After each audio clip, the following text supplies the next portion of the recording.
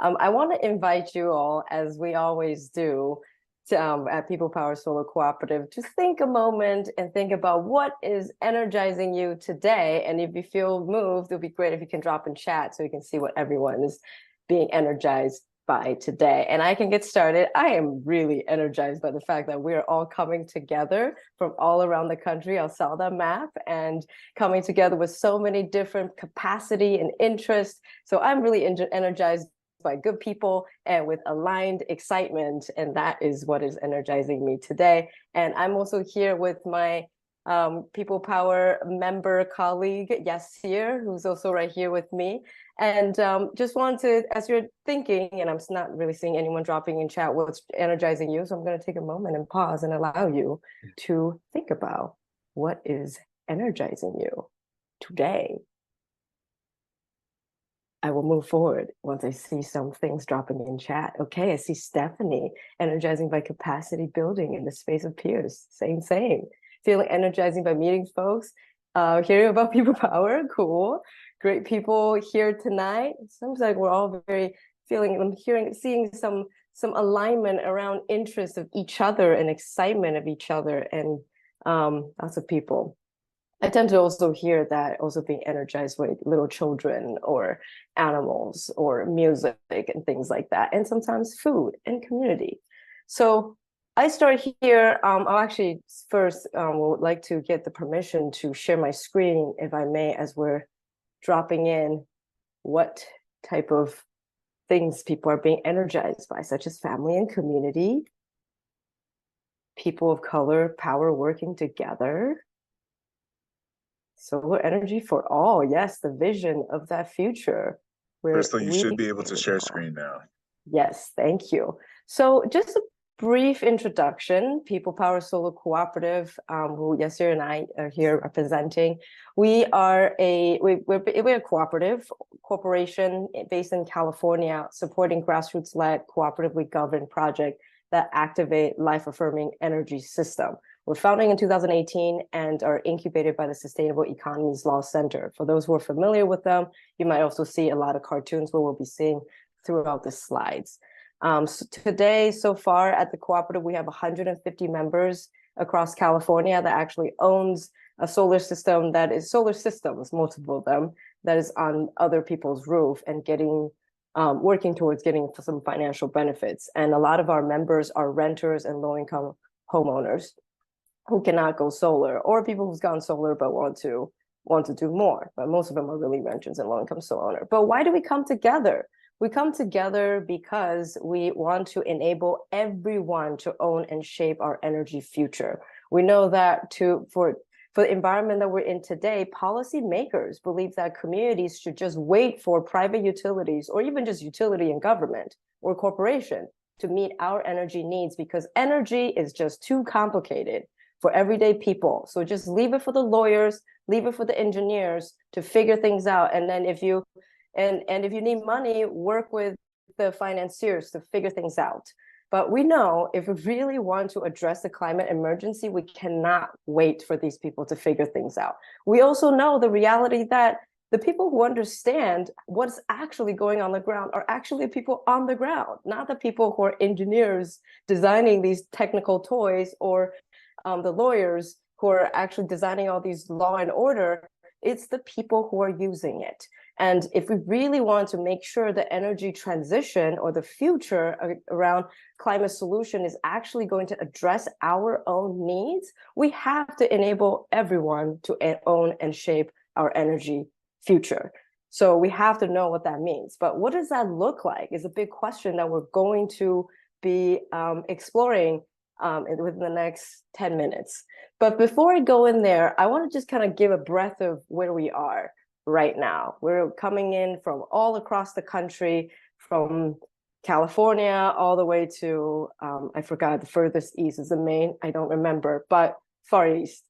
And you can see that we have 3 different types of utilities that is serving all of us.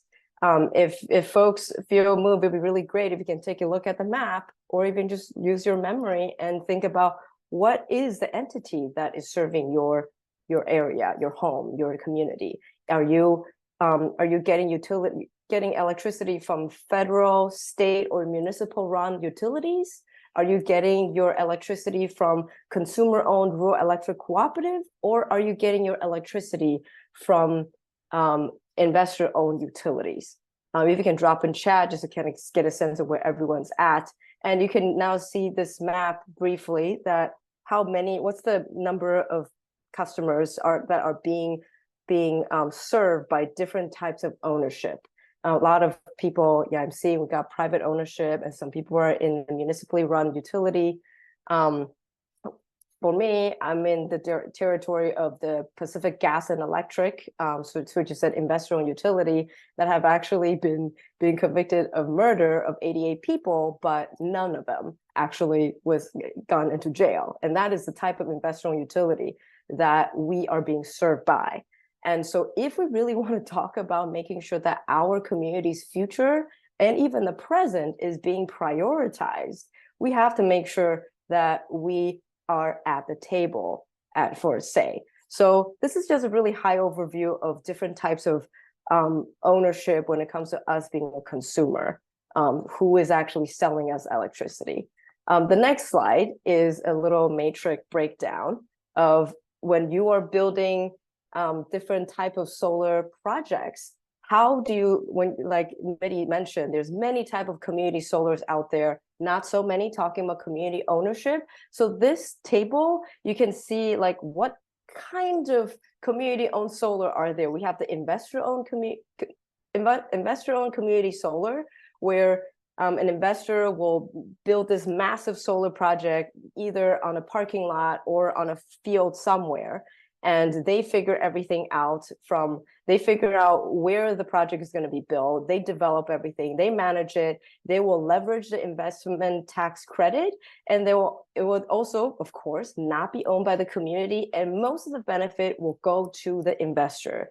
The community benefit most of the time is pretty much going to be like, oh, you get to buy solar. You get to say that you are buying renewable energy. There's another type of community solar in the yellow type, but investor owned with community participation, where community will be able to weigh in and say, yes, we would like to have our community center to go solar, and investor will be able to give us the money, but investor will be developing it, managing it, and also leveraging the investment tax credit to make sure that we can reduce the cost. And then, of course, this will not be community owned because we're just having community participate. And because community get to participate, there is some level of community benefit. The third type of community solar is the community investor partnership with path to ownership, which is the blue type. So of course, in this case, many people have actually seen it in the example of, this is a very common example with cooperative energy futures, where community will be able to work on saying this specific house of worship should go solar and host a community solar. So community will originate it, and community will develop it through the support of groups like Cooperative Energy Future as an example. Community will manage it through the cooperative and leveraging investment tax credit. But in order for investment tax credit to be leveraged, you have to leverage investors. So that means for a period of time, around 10 years or less, the investors will actually be owning the system. So after 10 years, the community will get to own it. And because of that, the community get a significant amount of benefit. And last but not least, the fourth type of community solar is community owning it outright. Community saying, yes, this is where we want it. This is how we want to develop it. This is how we want to manage it. And because this is community owned, you don't have investors coming in to leverage the tax credit. You can't really leverage to get the 30% tax credit, but it will be fully community owned from the first day, the first moment, and then all of the benefit goes to the community. A lot of these, this green type of community solar or community owned solar tends to be funded by grants, or can also be funded by really great entities like People's Solar Energy Fund, so that you don't have to leverage investment tax credit. Of course, given the the Inflation Reduction Act, there are differences. There are things that's being shifted where this could be changed a little bit. But these are little details that we don't need to get into right now. I just want to give a brief overview of the different types of community solars that are out there. And of course, for us, if we really want to maximize and keep all of the community benefit, we're going to do everything we can to make it as much as of community owned as possible. So now I'm going to go into a little cartoon that is being drawn by the Sustainable Economies Law Center to talk about why it is that we're doing what we're doing. Why should community own solar? I feel confident to guess that probably most people on this call right now do not wake up thinking about solar all the time. You probably think more about housing. You probably think more about community self-determination. You probably think more about food sovereignty. You probably think about all sorts of things. And electricity is not the first thing that comes to your mind the moment you wake up, unless you don't have electricity. So the reason why we are talking about community ownership is because we really want to get people to understand that electrical power is really just a tip of the iceberg. And in order for us to really have control of energy that all of us know that we need to survive and also thrive, we have to understand what energy truly means.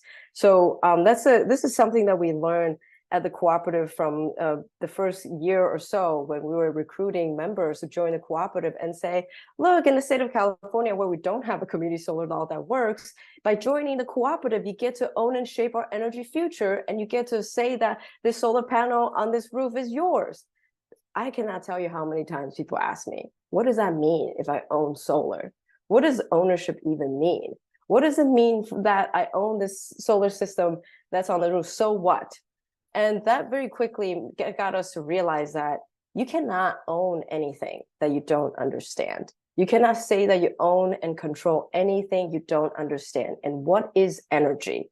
What is the energy in our life? When most of the time when we think about energy, we only think about it as this electricity bill that we have to pay. And why is that? It's because for more than 100 years, we have been told to just sit back and pay our bills and not worry about what's happening at the back end, because these entities, I'm going to go back to my earlier slide, these entities in the map, they will take care of it. You just pay your bills and don't worry about what's happening in the back end. But when things go wrong, oops, well, they try their best, and now we're going to increase your rate. And that is what's been going on for the last century. And it keeps happening. Now we not only see rates going up, we're seeing power shutoff happening. We're seeing debts being accumulated. We're also seeing fire that's burning down the states, and electricity and energy infrastructure that is being torn down by tornadoes, by hurricanes. And what do we do to take care of our communities if we keep sitting back as consumers? So the key question here for us to talk about community-owned solar is that we need to understand what energy is so we can take care of our communities ourselves without waiting for other people, these government entity or some nonprofit or some company to come and save us. The reason that we are here to learn about how to build solar project is because we need to know how to do it so that we can do it better than these people who are doing it.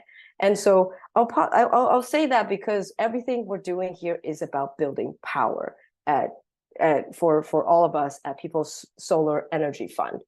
And I think it's very important, as much as we're trying to figure out all these exciting technical things around how do you actually originate, or how do you develop and manage, and what are the governance structure and model that are out there? What are different types of financing mechanism to do it?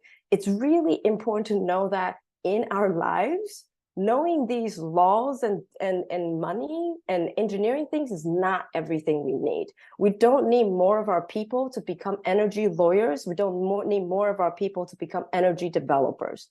We need to make sure we're engaging with people around energy in the way that the nurses can continue to be nurses, the teachers can continue to be teachers, the software developers can continue to be software developers, the plumbers and the painters can continue to do what they're doing best, while we're still coming together to build power and have determination around what our energy is coming from, how we use it, and how we relate to it.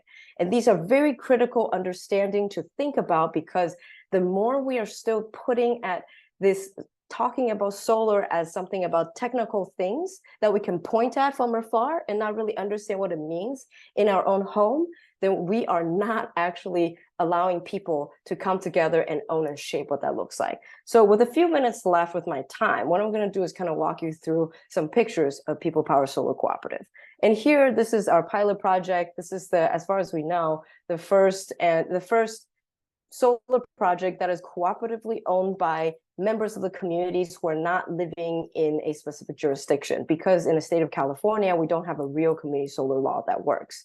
So we use the cooperative securities law to crowdfund money and fund and support a homeowner to go solar, and every single month, the homeowner will pay for their power, basically buy power every single month, and then all of that money goes back to the cooperative for us to figure out what we want to do together.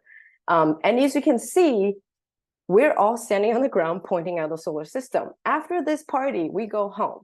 So what do we continue to do to stay connected about energy is a key question. And that's something, as you're thinking about the project that you're building, either that's the affordable housing project that you have, or the school district that you're working with, when you're slapping solar on people's roofs, how do we continue engaging with people so then people don't just slap the solar on the roof, have a celebration, and go home and forget about everything else? How do you continue to engage people with solar in their day-to-day life? So these are some photos I'm going to walk you through, where as a cooperative, we have our members coming together. This is a photo of Jessica Tovar from Local Clean Energy Alliance, along with other members who are voting for our board at People Power Solar Cooperative. Just people engaging, we have parties, we have meetings to make decisions as a cooperative. We, of course, understand energy project cannot just be these big projects that you just sit on the ground and point at. It's really important to engage with people. So we worked with the Black Cultural Zone in East Oakland to, as they're revitalizing the land, to really talk about better neighborhood, but same neighbors. How do we actually pop up and create this economic district that also allow Black power to own power? So we have, this is an example of borrowing a solar trailer, coming together and popping up and getting people to think about energy a little more. And we also have the Battery Collective. This is probably the most famous project group that we have at this point, which when power shuts off, you don't generally have power shut off for the entire city all at once, unless it's a ginormous disaster. But normally power shuts off within a small utility block, or even when somebody got their power shut off because of inability to pay. What if we actually have human power, people power, to move power from houses that still have electricity to houses that no longer have electricity, with batteries that's big enough to power refrigerators, but small enough to be moving around? So we have people, our members are working together to create tangible solutions. So when the system shuts down because of wildfires or because of unreasonable bills, people can still be taking care of each other as we're learning with each other on what to do. And here's another example of how do we continue to engage with the consciousness of energy. We work at the pop-up village in Bayview Hunters Point in San Francisco, playing games about how much energy, so then people can think more consciously about what are you using energy to do at home? Because we are so programmed to just sit back and just pay our bills and not think about how often we turn on the light switch or turn on the power switch for all of our appliances. We don't even think about what energy is. At best, if you're educated enough, you think about energy just as just something that powers your appliance, and not even think about our relationship with each other. I started this talk with you, asking with you, what is energizing you today? Every time we ask these questions, we notice that nobody says solar power. Nobody said electric vehicle. Because we are humans. We power each other through love, through connection, through food, through culture. And how do we integrate culture with energy is a very key point around how we put the ownership in the people's hands as we're building solar project. So to close, We at People Power Solar Cooperative, we're combining action to build these projects with transformative learning that roots in a systemic understanding of the energy system that we're seeking to change. So then when we are shaping our energy future, we're not just affirming the same system, the extractive system that is taking advantage of us for so long. So People Power Solar Cooperative, as an example, is a multi-stakeholder cooperative of 150 community member. We call ourselves like a grid of a transmission and distribution of another type of power, the combined, connected, and amplified potential of many people sharing resources, ideas, skills, connections, labor in infinitely creative ways. And we really encourage you, as you're going into through this program with People Solar Energy Fund, to really think about how can you engage with your community in your program, not just to engage people in the way that get them to want to be engineers and want them to be a lawyer or financier, but for them to see, I am a nurse, I am a teacher, and I am an expert in energy because I am alive, because I breathe oxygen and I use electricity and engage with people. And that is what energy truly is. So with that, I will wrap up and happy to go into a Q&A for you to ask questions. I know that was really, really fast, but I hope that covers some example, and really a key takeaway for you is to really think about how do we engage with energy in a way that allows all of us to see ourselves as an energy expert and not keep thinking of all of these detailed things as something that we have to, as an engineer and a lawyer, to do. I mean, of course, we all need to, just like when you're sick, you have to go to a doctor. But how do we do it in a way that we can take care of each other all the time and not sit back and say, oh yeah, that's for somebody else to do, and I'm just going to do that? Because if we want to build a collective future, we have to be together.